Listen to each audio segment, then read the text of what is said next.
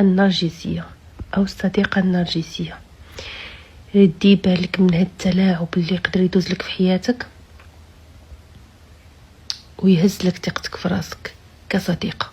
كاين بعض النساء اللي هما نرجسيات تجبرهم في الجماعة اولا مع الصديقات ديالها تتقدم بزاف ديال لي سيرفيس، تتقدم بزاف ديال الهدايا، تتقدم بزاف العراضات باش تكون هي الضوء مسلط عليها وباش تحكم فيك من بعد.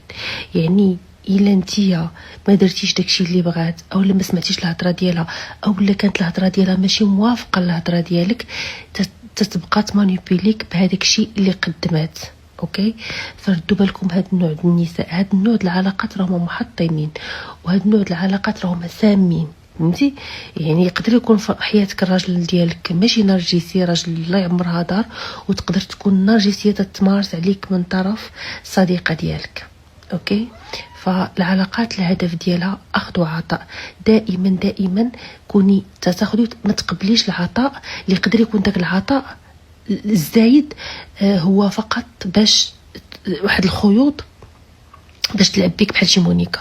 اوكي، يعني اعطي وخودي، دائما اعطي وخودي، ومن الاحسن تعطي اكثر ما تاخدي، تبقى عندك تبقى عندها ولا تبقى عندك.